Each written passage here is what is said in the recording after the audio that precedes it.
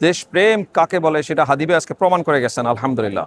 হাদি ভাই এই হত্যাকাণ্ডের সাথে যারা জড়িত তাদের দৃষ্টান্তমূলক শাস্তি দাবি করি অবশ্যই আলহামদুলিল্লাহ, এবং সেই শাস্তি আমরা খুব দ্রুতই বাস্তবায়ন হবে সেই প্রত্যাশাও ব্যক্ত করি।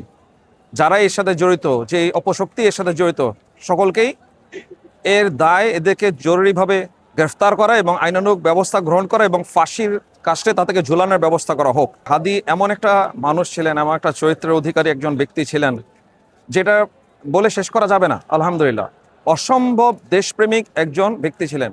দেশের স্বার্থে এমন কোনো কথা নাই যেটা সে না বলে গেছেন আমাদের জন্য। আমাদের একটা অনুপ্রেরণার একটা ব্যক্তি সে আজকে আলহামদুলিল্লাহ। আজ লক্ষ লক্ষ মানুষ আজকে তার জানাজায় উপস্থিত হয়েছে।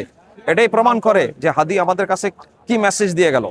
আমাদের দেশবাসীর জন্য, এই 18 কোটি মানুষের জন্য হাদি একটাই মেসেজ, আলহামদুলিল্লাহ, দেশের জন্য আমাদের একত্রিত হইতে হবে।